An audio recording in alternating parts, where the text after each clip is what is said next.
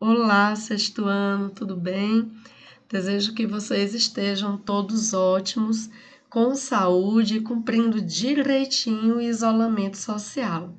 Nós estamos aqui cumprindo também uma atividade, né, uma proposta da nossa escola, da Julieta Neiva, e que está empenhada em levar o conhecimento até vocês. Então, desejamos que vocês também estejam empenhados em aprender e assistir todas as aulas online, ler os livros, certo? E fazer todas as atividades propostas, tá bom?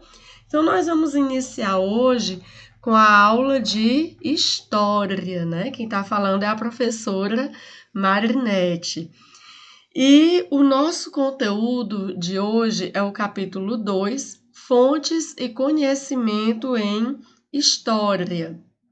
Vamos dar início com o trabalho do historiador. Aqui diz que é semelhante ao do detetive, porque para construir um conhecimento sobre a história, utiliza todos os vestígios ou pistas disponíveis. É isso mesmo, pessoal. O historiador, ele age como um detetive. Um detetive, ao investigar um caso, ele usa, né, os vestígios deixados, né, pelos envolvidos, como, por exemplo, um fio de cabelo, um brinco, uma lata vazia, uma bituca de cigarro, enfim, tudo serve como pista, né, para se chegar à conclusão, né, de um caso. O historiador, ele age da mesma forma. Ele utiliza também os vestígios, né, todas as pistas, para construir um conhecimento histórico. Só que no caso do historiador, esses vestígios são chamados de fontes históricas. As fontes históricas, elas podem ser escritas, visuais, orais, cultural, material, né? E nós veremos exemplos de cada uma delas. Quais são as fontes escritas? As fontes escritas, elas podem ser cartas, jornais, revistas, diários, documentos, leis, certo? Temos também as fontes visuais. As fontes visuais, elas são fotografias, pinturas, desenhos, cartões. Nós trouxemos até um exemplo, né, bem conhecido, que é essa pintura rupestre, certo? Encontrada num sítio arqueológico em São Raimundo Nonato, aqui no nosso estado do Piauí. E essas pinturas, elas já foram analisadas por historiadores, né, do mundo inteiro, que vêm até o Piauí para tentar, né, analisar e pesquisar a fundo sobre a chegada do homem aqui na América. Temos também, gente, as fontes orais. Quais são elas? São as cantigas, as lendas, as entrevistas, os hinos, certo? Tudo isso são exemplos de fontes orais. Aqui nessa foto, vocês estão vendo aí, né, um grupo de estudantes entrevistando uma idosa. Né? Os idosos, eles são fontes riquíssimas, fontes históricas, não é isso? Inclusive, pessoal, nas sociedades que não usavam a escrita, né? Quase sempre não, eram sempre os velhos, os mais velhos, que repassavam, né, os saberes históricos para os mais novos. Então, as lembranças dos mais velhos são assim uma fonte para o conhecimento histórico. Temos ainda as fontes da cultura material.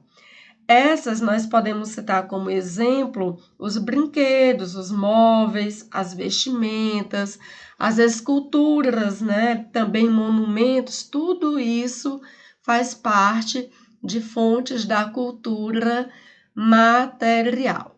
Então, pessoal, o trabalho do historiador, ele é muito sério, né? Ele deve fazer muitas pesquisas até chegar a uma conclusão, certo?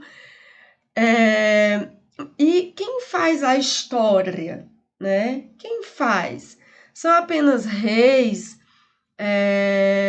presidentes, generais? Não, né? Não são apenas eles, mas todos nós somos sujeitos históricos, né? Todos nós temos a nossa importância e deixamos também o nosso rastro, não é isso? Então, somos sujeitos históricos. Mas, voltando ao trabalho do historiador, o que vocês acham? Ele trabalha sozinho? Ele chega às conclusões sozinho? Não, né? Ele precisa também de outros profissionais, como os arqueólogos, né? Principalmente, o geólogo, biólogo, sociólogo. Então, com a ajuda de todos esses profissionais, é que ele consegue, né, construir uma versão histórica, né? Por que que nós dizemos que é uma versão? Porque um outro historiador, né, ele pode contestar, certo? Apresentando provas, ele pode contestar ou até superar, né, essa versão com novas pesquisas, certo?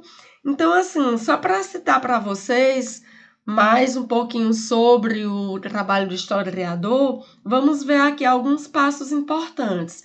Primeiro, o historiador, ele escolhe um assunto e delimita o tempo, né? Por exemplo, se ele quer pesquisar sobre as jovens brasileiras na década de 80. Veja, ele escolheu o assunto, que são as jovens brasileiras, e delimitou o tempo, a década de 80, não é isso?